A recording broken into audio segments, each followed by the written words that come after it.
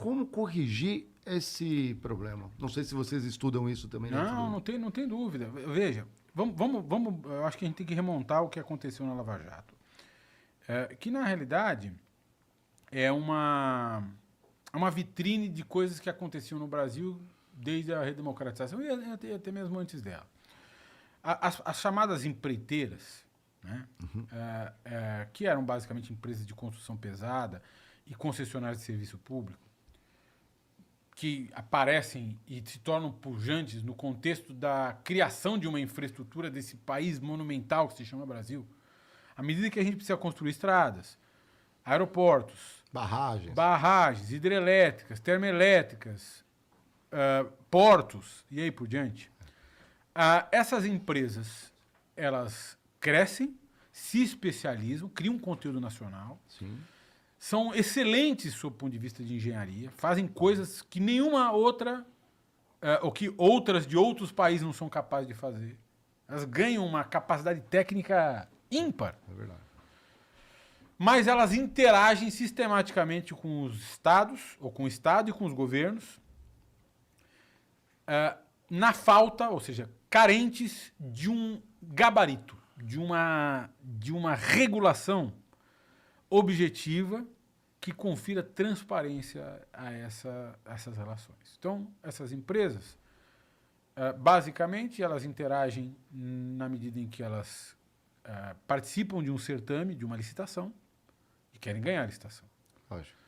Querem celebrar o melhor contrato administrativo, depois querem fazer um aditivo, né? Querem receber no prazo.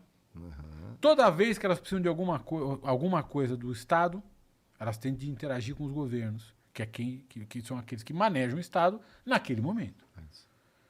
E aí você tem você abre um espaço para uma interação ilícita, para corrupção. O que a gente viu na Lava Jato? Dito pelo próprio Sérgio Moro, quando aparecem os áudios e as conversas da Operação Spoofing, da Vaza Jato, na Vaza Jato, ele diz ao Dallagnol, 80% é caixa 2, 20% é corrupção. Ele fala isso, tem lá. Ou seja, 80% das contribuições de campanha, do dinheiro que ia de uma empreiteira para um candidato ou para um político, era para financiar a campanha, sem contraprestação, ou seja, sem um ato de ofício daquele candidato que se tornava uma autoridade pública em favor daquela empresa. 20% era corrupção. O que a gente vê ali? Que as empreiteiras se transformaram mais ou menos em administradores privados do dinheiro público, do dinheiro que elas auferiam com os contratos administrativos, às vezes superfaturados, para fins de financiar a campanha e a política no Brasil. A campanha eleitoral e a política no Brasil. É um país tão oligofrênico, tão neurastênico, em que as coisas são tão desnaturadas, que empresas privadas usavam dinheiro público para exercer uma função de interesse público, que era a organização e o financiamento da política.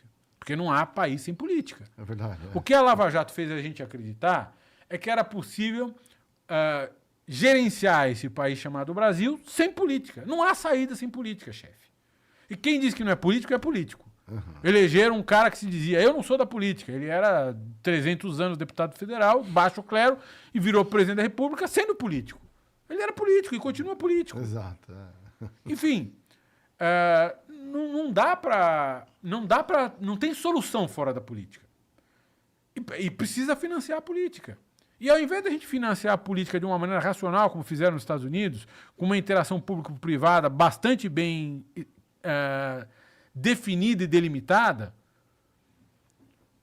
nós fizemos isso por debaixo do pano, debaixo da cobra, de maneira subreptícia. E abrimos espaço para vir um juiz, para vir promotor, para vir polícia e dizer isso aqui é tudo corrupção. Não é verdade. Não era tudo corrupção. E aí o que a Lava Jato faz quando ela diz que é tudo corrupção?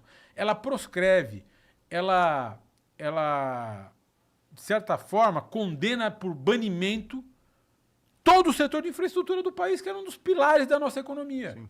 Ela diz o seguinte, olha, essas empresas aqui são todas corruptas. E quando ela diz isso, ao prender ao prender em prisões cautelares executivos dessas empresas e políticos nas suas interações com esses executivos e administradores, ela condena de morte essas empreiteiras, porque essas empreiteiras eram corpos intermédios entre o Estado financiador da infraestrutura e o Estado poder concedente da infraestrutura. Então elas condenam. E tudo que essas empresas faziam era estabelecer contratos com o Estado. Quando elas têm essa crise cadastral, são todas corruptas, se torna impossível entreter relações com o Estado. A lei de improbidade proíbe. A lei de corrupção proíbe. Né? Então, você não pode mais nem tomar dinheiro emprestado do Estado, nem celebrar contratos administrativos com o Estado.